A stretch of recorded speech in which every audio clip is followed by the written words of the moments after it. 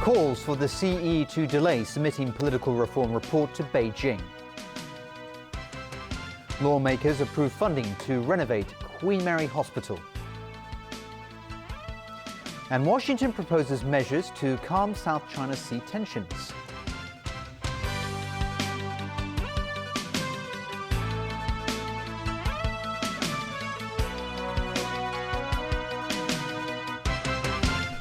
Good evening. With the government set to unveil its report on political reform on Tuesday, more than a dozen academics have called on the chief executive to delay submitting his report to Beijing.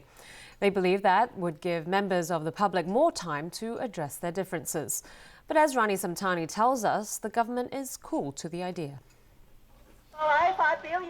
On Tuesday, Chief Secretary for Administration Carrie Lam will unveil the results of the first stage of public consultation on political reform at the LegCo House Committee. And Chief Executive Leung Chun-ying is expected to submit his report to the National People's Congress Standing Committee this month. This would mean Beijing could be making decisions on constitutional development by the end of August at the earliest. A group of 13 scholars that had earlier submitted a reform proposal is now calling on the chief executive not to submit his report until October. The academics, including University of Hong Kong economics professor Richard Wong and local NPC deputy Priscilla Lau, said this will give the public more time to discuss the different options. Lau said if the report sets a framework and this framework clearly states what it will rule out, it will create more opposition and chaos. Executive Council member Fanny Law disagrees. She said submitting the report 2 months later won't make a difference. The sooner they draw up a legal framework, the faster we can focus on specific proposals and reach a consensus, Law said. Elsie Leung, deputy director of the Basic Law Committee, said the consultation on political reform has been going on for months, and the reform process should not be delayed any further. Lawmakers from across the political divide also waded in. I don't think by delaying the presentation of the report by the Chief Executive C.Y. Leung to Beijing would help very much without a change of mind himself. People have already spoken. We have done whatever we can to express very clearly, vividly, what we want for Hong Kong. It's up to the Chief Executive. The ball is in his court. To get consensus among parties from Hong Kong and from the mainland of China, you need to get understanding from each other much earlier, not avoiding it. The earlier you understand the differences, the better and the more possibility for you to narrow down the differences. Leung stressed that the core issue right now is to find a consensus. Chief Secretary for Administration Carrie Lam rejected calls for the CE to delay submitting his report, but she insisted the government will continue to listen to the public on political reform. Rani Samtani, TVB News. In other local news, the LegCo Finance Committee today approved a number of government funding requests in its last meeting before the summer break. Among them, a plan to renovate Queen Mary Hospital. But more than a dozen items remain outstanding. Stephanie Choi has the story. The Finance Committee approved 3 funding applications in the first of 4 sessions today, including a $130 million plan to develop manpower in the retail industry. And before the 3rd session, Committee Chairman Ng Leung Sing called for cooperation from lawmakers.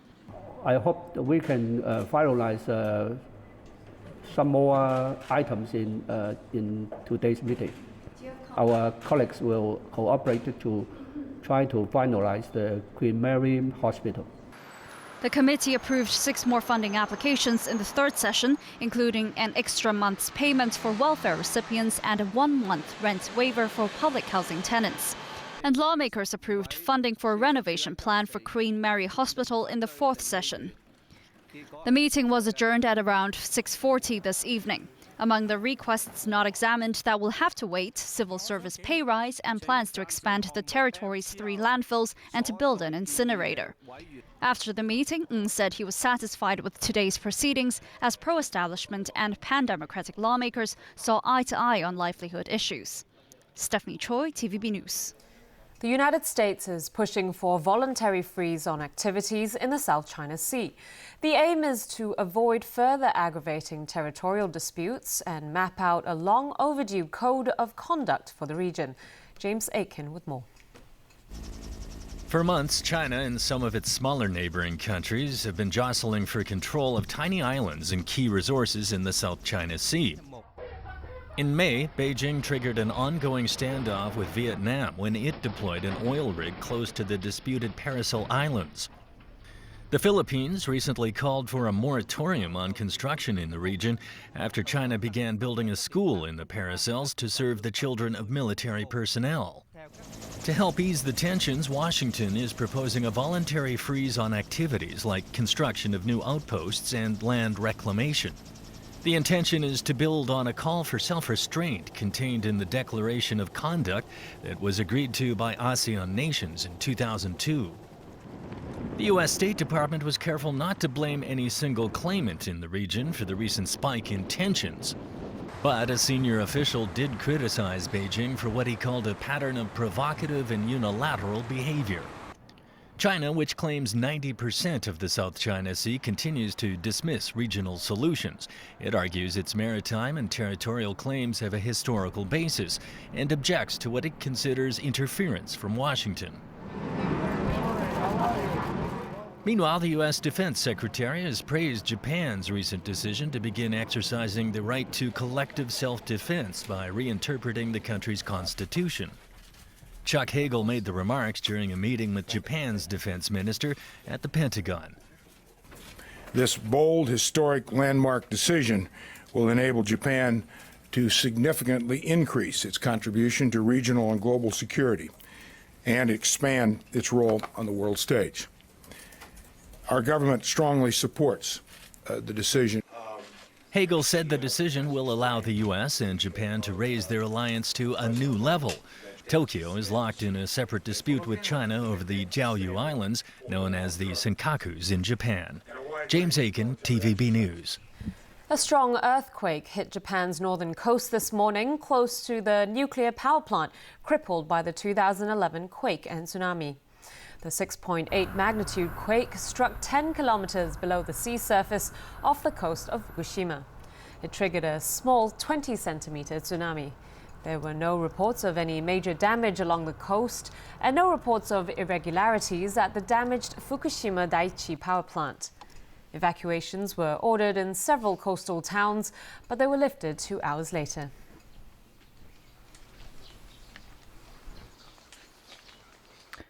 The death toll in the Gaza Strip has topped 120 on the 5th day of Israeli airstrikes on the region. Israeli Prime Minister Benjamin Netanyahu has rejected international calls for a ceasefire, and he's not ruling out a ground assault. Alan Buckner reports. The night sky above Gaza City was filled with flashes of rockets as Israel continued to pound the Gaza Strip. And while Hamas militants have fired more than 600 rockets at Israel, there have been no deaths on that side, in large part because of a new Iron Dome air defense system that's intercepted more than 100 incoming projectiles. The Israeli army says it is targeting strongholds of Hamas, but most of the dead and injured are reported to be civilians, many of them children. The Palestinians are calling for a United Nations draft resolution that would condemn all violence against civilians in the conflict and call for an immediate ceasefire. We would like an immediate intervention to put an end to this aggression. This is a military assault on a captive civilian population, basically, and the people who are killed are innocent civilians. But Israeli Prime Minister Benjamin Netanyahu vowed to press forward with a broad military offensive. He brushed aside a question about ceasefire efforts. He said the objective is to end the shelling from Hamas and restore quiet to the cities of Israel. The United States has so far backed Israel's actions. A White House spokesman said President Barack Obama phoned Netanyahu to reaffirm Israel's right to defend itself.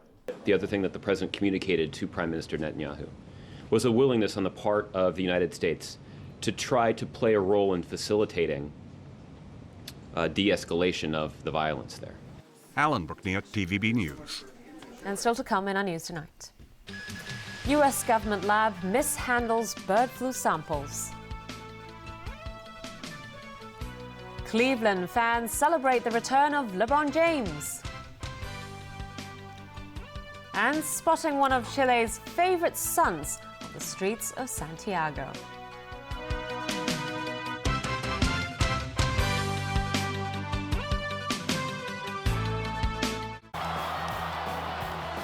The World Cup final preview. Looking better than ever. Germany seem to have everything going for them. But Argentina have Messi, and that may be good enough to clinch the Golden Trophy. 2014 FIFA World Cup Brazil. Daily highlights. Tonight at 8 on Pearl. Clarence 全新升級簽顏緊緻精華 V 臉型 V 雙盒 V 頸顎，嶄新3V 簽顏概念，塑造完美3V 立體輪廓。全新升級簽顏緊緻精華 Clarence。Robin Hood here. I love giving away money. Wouldn't it be great to do it every day? With DirectAsia.com. You'll always get the best price guaranteed on car insurance every day of the week. How's that for giving back to the people? Oh, no. You're welcome. DirectAsia.com. Best price guaranteed on car insurance. Easy. World Championship Boxing returns to Macau. Chinese national icon and twice Olympic gold medalist Zhou Shiming will fight on July 19 at the Venetian Macau Cotai Arena.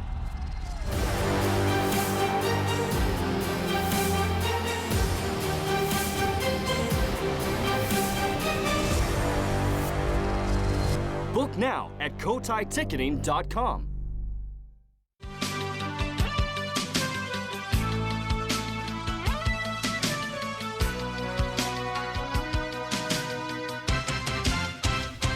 Welcome back. More now on political reform. Democratic Party Chairwoman Emily Lau has also urged the government to give the people of Hong Kong some breathing space. That, she hopes, could raise the possibility of reaching a consensus on political reform.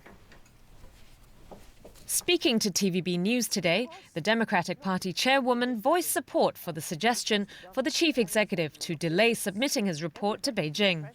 In the end, it may not work, but it may also work. So just give this place some time to breathe, to try to talk to each other, to reach a consensus. And if that fails, what have you got to lose? You may say, oh, that's impossible. Well, I guess in politics, nothing is impossible. It's very difficult, but we owe it to all the Hong Kong people and the future generation to try. After Beijing released a controversial white paper on the governance of the SAR, the Democratic Party turned down a meeting with the central government's liaison office. But Lau denied her party is refusing to communicate. I think there's nothing to talk about, because the Chinese government officials give everybody the impression that they are very intransigent. Okay, you can talk to them, but they will recite you all what they've said in the last few months. That will make the discussion futile. Lau said Beijing needs to stop taking a hard line against those who are simply concerned that future chief executives will end up being chosen through another version of small circle elections. And she chided the chief executive for being as receptive to public opinion as a wall, echoing worries that next week's consultation results would indicate a move towards universal suffrage that doesn't meet international standards. As for Occupy Central, Lau said her party will not take the lead, but will work closely with organisers of the movement. Meanwhile, rural leader Lau Wong-Fat said today he has joined the Alliance for Peace and Democracy, which opposes Occupy Central. He called on his fellow villagers to join a signature petition that will be held by the alliance next week. Lau reiterated his support for implementing universal suffrage according to the Basic Law and relevant NPC decisions, while condemning the proposed civil disobedience movement for encouraging illegal acts. Disagreements over quarantine measures are preventing a resumption of live poultry supply from across the border. As Jonathan Lee reports,